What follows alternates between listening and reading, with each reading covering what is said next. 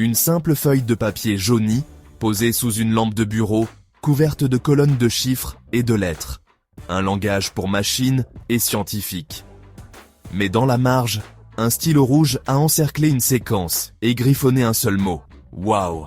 Cette exclamation effacée, presque enfantine, se distingue. Une réaction humaine dans un monde de données. Ce papier, un banal relevé informatique des années 1970, était destiné à enregistrer le bruit silencieux de l'univers. La plupart des feuilles ont été archivées et oubliées, mais celle-ci a été sortie de la pile et marquée d'une urgence. Qu'est-ce qui a pu provoquer un tel étonnement chez un astronome chevronné?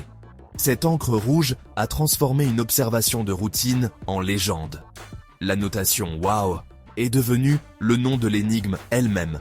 C'est une relique d'un moment fugace où l'humanité a peut-être frôlé quelque chose de vaste et d'inconnu.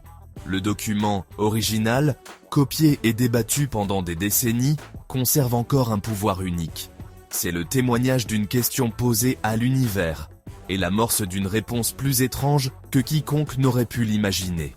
Le silence autour de ce mot résonne avec des questions qui demeurent sans réponse. Dans les champs du Delaware, en Ohio, se dressait le radiotélescope Big Ear, un géant d'acier tentaculaire à l'écoute du cosmos. Contrairement à une antenne parabolique typique, il s'agissait d'un réseau fixe, utilisant la rotation de la Terre pour balayer le ciel. Sa mission: détecter de faibles signaux radio non naturels, signes possibles d'une intelligence extraterrestre. Jour après jour, il écoutait, traduisant les murmures cosmiques en d'interminables relevés. La plupart du temps, les données n'étaient que le bruit de fond de l'univers. Les astronomes scrutaient toute pointe, toute anomalie défiant l'explication. Le 15 août 1977, le Big Ear balaya la constellation du Sagittaire, enregistrant comme à son habitude. Les machines ronronnaient, la nuit était calme, et le télescope écoutait simplement. Il n'avait aucune anticipation, juste une oreille passive dans le silence cosmique. L'univers poursuivait son long monologue silencieux, mais quelque chose d'extraordinaire était sur le point d'être découvert dans ses relevés. Quelques jours plus tard, l'astronome Jerry Ehman s'est assis pour examiner les données du Big Ear. Ligne après ligne de chiffres et de lettres, routinières, prévisibles, jusqu'à ce que ses yeux aperçoivent quelque chose d'impossible. 6EQUJ5. Pour la plupart, c'est du charabia.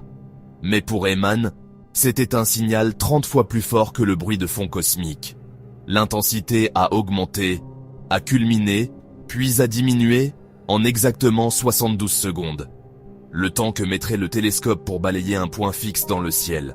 Ce n'était pas un bug, ni une interférence. Cela correspondait à ce à quoi un signal extraterrestre lointain devrait ressembler. Plus frappant encore, il se trouvait près de la raie de l'hydrogène.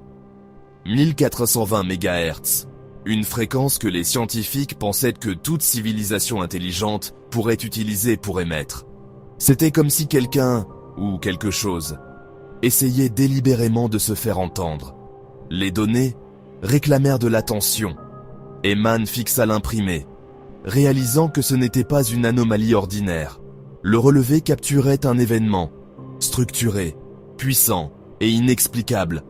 C'était un candidat parfait, pour un message venu d'ailleurs. Les implications étaient stupéfiantes. Le signal « Wow » était arrivé.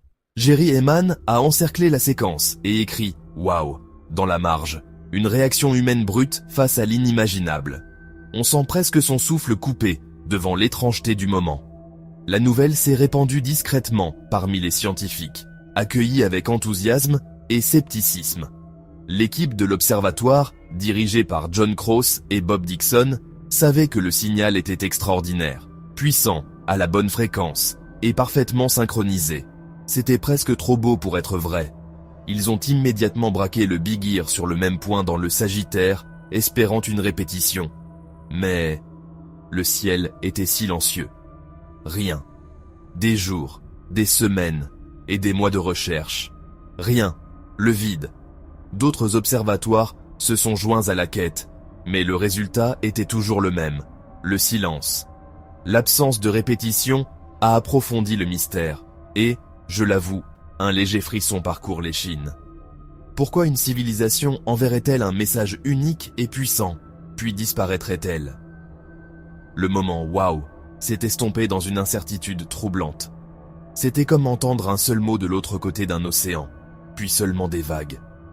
Le signal avait disparu, mais la question demeurait. Avions-nous surpris quelque chose qui ne nous était pas destiné?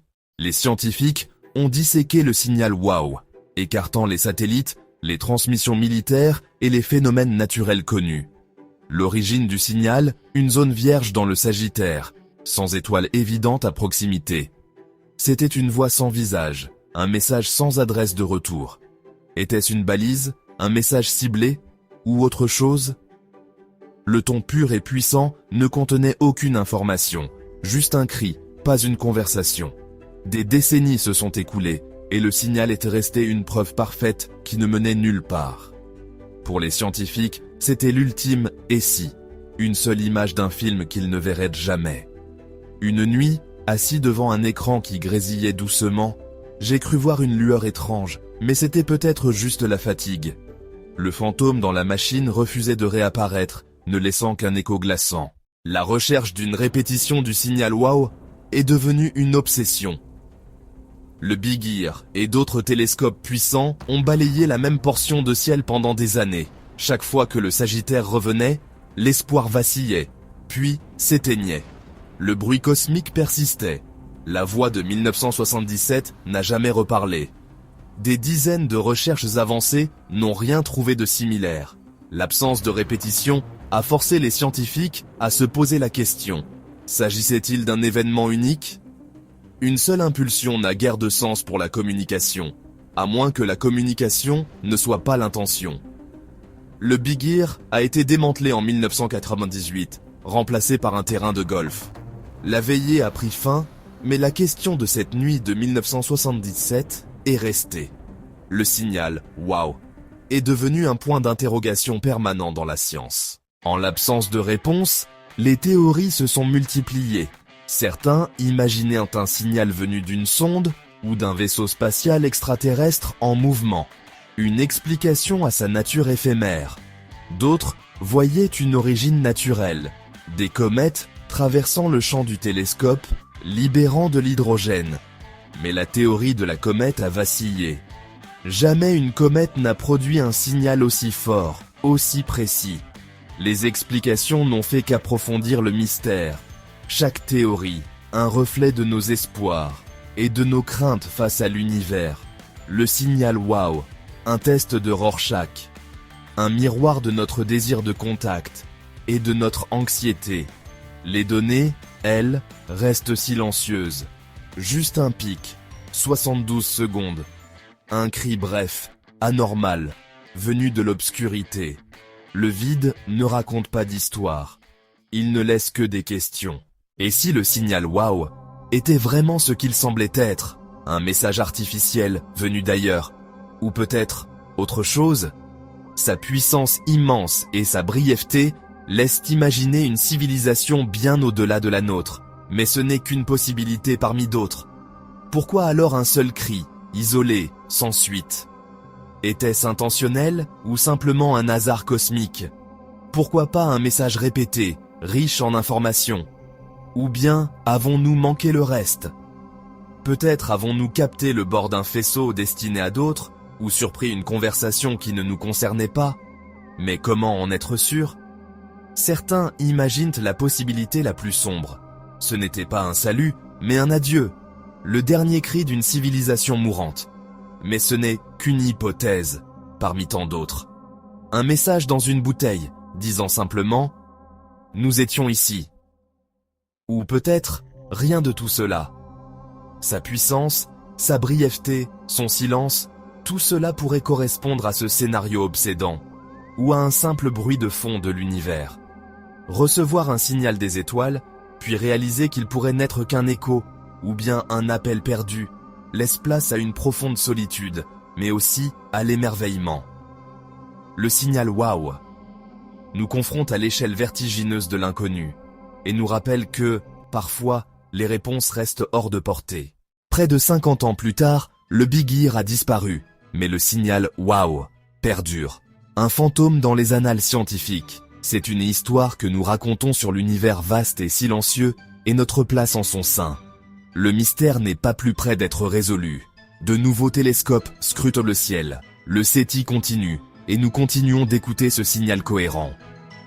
Le signal « Wow » est un rappel constant de ce qui pourrait exister là-bas. Une promesse de découverte encore inachevée. Son héritage n'est pas des réponses, mais des questions. Il nous rappelle à quel point nous connaissons peu de choses sur l'univers. Le signal était un aperçu d'un autre rivage, un continent que nous ne pouvons plus retrouver. Notre réalité n'est peut-être qu'une petite partie d'un drame cosmique bien plus vaste et étrange. La question centrale demeure, suspendue dans le silence. Le signal a voyagé à travers un espace et un temps inimaginables pour nous atteindre. Nous avons analysé, théorisé et débattu, mais peut-être posons-nous les mauvaises questions. Peut-être que le vrai mystère n'est pas ce qu'était le signal, mais à qui il était réellement destiné. Comme ce vieux télescope abandonné, nous laissons parfois derrière nous des questions sans réponse. Peut-être que l'essentiel n'est pas de tout comprendre, mais d'oser écouter, même dans le silence.